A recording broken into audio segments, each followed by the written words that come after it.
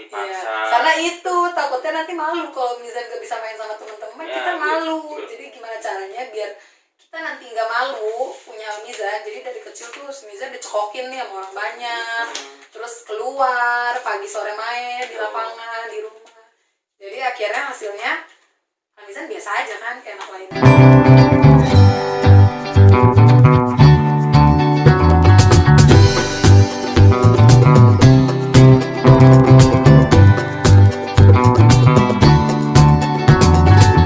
Assalamualaikum warahmatullahi wabarakatuh. Halo semuanya. Kembali lagi di channel YouTube kita Almiza DS. Kalau di video sebelumnya aku udah pernah bercerita tentang bagaimana proses penerimaan aku pribadi terhadap anak spesialku. Kali ini aku menghadirkan sosok penguat di belakang layar selama ini, yaitu ada abinya Almiza. Halo. Nah, kenapa nih aku sampai bikin video spesial buat kalian? Karena rasanya tidak sedikit ya di luar sana banyak orang tua yang masih sulit sekali untuk menerima keberadaan anak spesialnya. Tapi bukan berarti kita berdua sangat mudah menerimanya karena semua prosesnya panjang. Nah, di video ini aku akan menggali bagaimana perasaan sosok laki-laki yang mengalami langsung tentang kondisi anaknya. Nah, biasanya kan yang suka bercerita, yang suka sharing, mengungkapkan perasaan itu kan wanita aja ya, Moms. Gimana kalau sekarang kita dengerin gimana nih isi hati sosok bapak dari anak spesial. Penasaran? Jangan lupa sebelum melanjutkan videonya, yang belum subscribe silahkan di-subscribe dan boleh minta like-nya dan share video ini jika nanti kalian mendapatkan manfaat dari sharing kita berdua, perjalanan kita berdua. Oke, sekarang kita lanjut ke pertanyaan perasaan Abi. Abi udah siap ya, Abi? Oke. Pokoknya Abi harus jawab yang jujur, supaya dibagus-bagusin. Pokoknya apa yang Abi rasain, Abi harus omongin di sini. Baik. Oke, Bi? Baik, Nyonya. Nih, Bi, pertanyaan pertama. Gimana perasaan Abi waktu Almizan lahir, dokter bilang kalau anak kita itu mengarah ke Down syndrome? Baru mengarah, belum pasti kalau dia Down syndrome. Mengarah ke sindrom. Ya. Kalau pada saat itu perasaan Abi resah. Resah. Resah sekali. Terus mungkin resah, kemudian sedih juga. Tapi karena belum divonis, kita masih ada harapan, hati ini berharap untuk Mizan ini terlahir normal gitu. Berarti itu masih denial ya sebenarnya ya? Iya. Masih nggak nyangka ya? Nggak nyangka. Terus pada saat itu Abi sempat ada penolakan. Penolakan berarti ya? Kan denial, enggak anak saya pasti normal nih. Sempat ada rasa gitu enggak? Oh enggak ada. Oh, kalau aku kan dulu begitu, kalau kamu enggak? Begitu ada mengarah ke Down syndrome, di Abi itu nggak ada kalimat menolak. Yang ada hanya tanda tanya. Karena kan pernyataan dari dokter kan, dia mengatakan mengarah ke Down syndrome, tidak memvonis. Jadi butuh screening lagi. Jadi pada saat itu yang Abi pikirkan adalah seperti tebak-tebakan. Apakah dia benar Down syndrome atau tidak. Nah, selama kita menunggu screening lanjutan, selama itu juga Abi belajar searching apa itu Down syndrome gitu kan. Terus kita pelajari, oh Down syndrome itu ternyata seperti ini, kelainan kromosom. Nah, jadi pas ketika kita cari tahu apa itu Down syndrome, jujur pada saat itu Abi nggak kenal Down syndrome, nggak tahu sama sekali. Baru pertama kali tahu ya, Bi? Iya. Baru dengar. Begitu dibilang Down syndrome, apa anak bapak ada kemungkinan Down syndrome, yang Abi pikiran adalah autis. Autis itu ya kayak yang kita lihat, yang susah komunikasi, ya tingkahnya berbeda dengan anak normal gitu kan. Nah, sepanjang perjalanan kita pelajari terus, kita mengenal Down syndrome, akhirnya lama-lama kita mengenal Down syndrome, akhirnya ngerti dan bisa nerima. Jadi sebenarnya harus belajar dulu ya. Ya, belajar. Harus belajar. Kalau nggak kita pelajari, kita susah menerima. Betul. Sama kan waktu itu Umi juga kita berdua sama-sama megang handphone, sama-sama searching sana sini, cari tahu karena emang aku juga tahu Down syndrome tapi nggak tahu banget. Ini nanti kedepannya gimana? Yang aku tahu malah dulu Down syndrome itu nggak bisa apa-apa, Bi. Ternyata pas punya anak kayak gini, kita ngejalaninnya biasa aja, ya kan? Lanjut ya. Nah, terus pada saat itu Abi pernah berpikir gak kalau semua ini salah aku nih, salah istri. Salah istri mengandung. Iya betul. Istri gue nih gara-gara makanannya nggak dijaga, terus minum obatnya salah, terus sampai main ke tempat-tempat yang dilarang, akhirnya pamali, jadi anaknya begitu. Nah, pikiran-pikiran kayak gitu yang menyudutkan ke aku sendiri, Abi pernah gak sedikit aja? Kalau pandangan Abi hal kayak gitu enggak ada sedikit pun menyalahkan orang. Abi nggak punya alasan untuk menyalahkan, nggak ada pilihan apa. Kalau misalnya seandainya kita dipilih, kamu mau lahir anak Down syndrome apa normal, mungkin kita ada penolakan di situ, cuman kita nggak tahu. Bahkan Abi aja pada saat itu nggak tahu apa itu Down syndrome, jadi nggak punya alasan untuk menyalahkan. Gitu. Nggak ngerti juga. Nggak ngerti. Ketika dibilang Down syndrome, wah istriku salah nih. Salahnya di mana? Gitu kan. Nah, begitu kita belajar memahami asal-muasal Down syndrome, penyebab-penyebab Down syndrome, itu dari ilmu medis pun kan belum bisa memastikan penyebab utama terjadinya pembelahan kromosom tadi kan. Ada yang bilang ada penelitian, Down syndrome kebanyakan nikah hamil muda gitu kan, dan ternyata ada juga hamil tua yang Down syndrome gitu kan. Ternyata genetik, keturunan, anaknya Down syndrome karena keturunan. Pas kita telusuri ternyata ada keluarga yang genetiknya nggak punya keturunan Down syndrome, ternyata bisa dapat Down syndrome gitu ya. Jadi nggak jelas, jadi nggak ada alasan kita buat nyalain siapa-siapa. Ya mungkin gara-gara Umi makan sate mentah.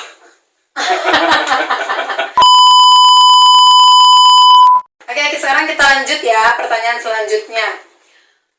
Kan tadi Abi gak bisa menyalahkan ya, karena sebenarnya gak jelas nih Down syndrome tuh dasarnya apa, penelitian aja gak ada yang bisa menyeletuk langsung karena A, B, C, gak ada. Itu menurut Abi ya? Menurut Abi. Jadi nggak perlu sumber ya? Ya.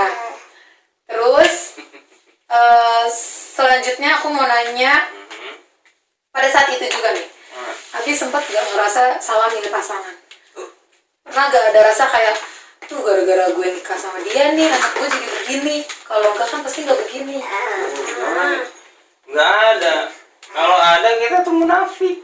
Benar, gak ada. Iya dong, masa gara-gara istri melahirkan anak Down syndrome kita langsung memvonis, gue salah istri ini gitu. Gimana kita tahu? Kalau misalnya Abi nikahin istri yang lain, bisa dipastiin nggak dia melahirkan anak yang nggak Down syndrome?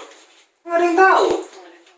Gitu. Jadi kalau misalnya salah nih, udah kita tinggalin deh ini anaknya lahir Down syndrome, misalnya Abi nikah lagi dengan istri lain, siapa yang menjamin kalau dia bisa lahirin anak normal? Nah kan itu ketentuan Allah, ketentuan yang Maha Kuasa. Mau anak lahir Down syndrome mau enggak kita nggak bisa milih, ya nggak? Siap. Gitu. Jadi kalau Umi ngasih pilihan istri kedua ya nggak masalah sih. Cut, lanjut. Nah, terus Bi, pada saat itu nih Bi, bagaimana Abi memikirkan perasaan, kan ini bukan masalah tentang perasaan kita berdua ya, masih banyak keluarga-keluarga kita di belakang sana. Abi ada nggak sih saat itu berpikir sedikit aja kalau anak Abi itu harus diumpetin, terus Abi harus menutupi semuanya ke keluarga atau bahkan sebaliknya? Keputusan Abi saat itu masih mau menutupi apa langsung mau membuka? Pada saat itu justru Abi nggak ada sama sekali pikiran untuk menutupi. Waktu itu pikiran Abi disibukkan dengan bagaimana cara ketika ketahuan kita Down syndrome, kan beberapa dokter bilang kamu harus cek, kamu harus ini, cek sana, cek sini. Yang pikir itu, cek di mana, apa yang harus kita lakukan selanjutnya untuk menangani anak kita yang Down syndrome. Jadi Abi nggak ada kepikiran buat, wah anak Down syndrome nih aku malu nih, gitu kan. Karena kok pada saat itu juga Abi kan seperti yang Abi bilang di awal tadi, belum mengenal Down syndrome itu apa, gitu kan. Jadi untuk nilai malu itu belum muncul, gitu, belum muncul karena kita belum tahu nih Down syndrome gimana. Yang Abi pikirkan pada saat itu, apa yang harus kita lakukan setelah ini, cek kromosom, terus pendidikan dia gimana, terapinya di mana, kayak gitu-gitu yang Abi Tapi pikirin. waktu itu Abi sama keluarga dia langsung bilang kak, Iya. apa biasa aja, kayak yaudah kayak lahiran anak biasa aja, ngabarin, kasih tahu kondisinya, apa Abi malah cerita. Ya, ketika orang tua dan keluarga bertanya anaknya udah lahir, sudah sehat, dan di situ juga Abi bilang kalau anak kita ternyata ada kelainan kromosom, Down syndrome, Abi bilang gitu. Terus keluarga kita justru malah menguatkan, oh ya nggak apa-apa, itu bagus. Dan mindset pada umumnya kan biasa orang tua dan orang-orang pada umumnya bilang, oh anak Down syndrome ya nggak apa-apa, bagus. Kata orang kalau anak Down syndrome itu rezekinya bagus, malah respon mereka seperti itu. Ya alhamdulillah, kita aminin. Amin. Oh rezekinya bagus, kalau memang seperti itu kan kita nggak ada yang tahu, kayak gitu ya. Jadi nggak ada sedikit pun untuk kita malu atau menyembunyikan Iya sih. anak kita. Tapi ketika kita pelajari terus, gitu kan, ada pendapat orang bilang bahwa anak Down syndrome itu tidak bisa berbaur di tempat umum. Nah, ketika kita baca-baca seperti itu, barulah kita muncul Takut. hati sedikit malu. Kenapa? Karena takutnya anak kita nggak bisa berbaur sama orang umum. Tapi lanjut demi lanjut, kita pelajari terus, ternyata anak Down syndrome juga ada yang bisa berbaur di umum, gitu kan. Ya sudah, akhirnya lama-kelamaan rasa malu dengan anak Down syndrome itu hilang. Oke, jadi pembelajarannya di situ ya. Ya, Sebenarnya intinya harus belajar dulu ya. ya intinya terus kita menggali apa sih yang harus kita lakukan untuk anak kita yang Down syndrome gitu. Oke, kalau itu kan Mantap. kenapa kok mantep? Ya Umi kan mantap terus didik Mizan. Oke.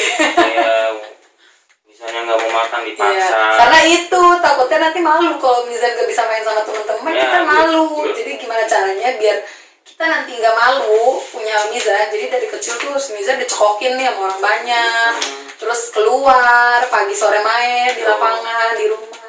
Jadi akhirnya hasilnya Mizan biasa aja kan kayak anak lainnya. Jadi kalau Abi bicara nih, justru kalau untuk keluarga nggak ada yang malu. Nggak ada sedikit pun kita mengenalkan anak kita ke keluarga kita, ke saudara-saudara kita, Iya bahwa sih. anak kita nggak ada yang malu. Iya sih, Cuman aku kadang kita sempat pernah berpikir, kadang kan namanya manusia ada rasa minder, ya anak gue Down syndrome, yang lainnya enggak, gitu kan. Iya, sempet sih itu waktu dulu waktu Mizan Ya. masih kecil ya. Abi pernah terbesit waktu itu kita naik kendaraan umum seperti kereta api nih. Mereka melihat anak kita Down syndrome gitu kan. Sempat risih sih, kayaknya dia ngeliat anak kita aneh. Dulu tuh kayak kita masih Iya. baper ya, masih Awal-awal sebel tuh, ya. ya awal-awal tuh. Tapi lama-kelamaan apa yang salah dengan anak kita gitu kan. Nah, untungnya Mizan ya dilihat juga unyu-unyu gitu kan. Karena kita percaya diri. Karena anaknya jadi unyu-unyu. Karena kita percaya diri, dia ngeliatin mindset kita, mereka ngeliatin anak kita. Gemes. Mindset kita gini, pasti mereka ngeliat anak kita lucu. Oke, yaudah biarin ya, ini karena anak Pembelaan kita. diri. Terus nih Bi, kan sekarang Mizan udah umur 3 tahun, udah besar nih. Ya, aduh. Ada rasa takut gak sih yang Abi pikirin dari Abi sejak Mizan bayi sampai Mizan besar? Ketakutan apa yang Abi pikirin sama Mizan sendiri? Entah Mizan takut misalnya gak bisa sekolah, takut Ya. Mizan gak bisa ngomong, gak bisa ngomong. Yang sekarang belum bisa ngomong tuh. Iya, nah itu gimana Bi? Sebelum Abi pelajarin, banyak rasa takut sebenarnya.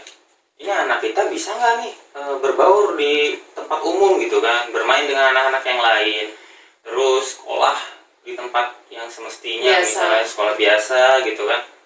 Awalnya ketakutan, tapi kan dengan seiring waktu kita juga kasih stimulasi ke Mizan, ke anak kita, terus Abi juga selalu memperhatikan komunitas Down syndrome.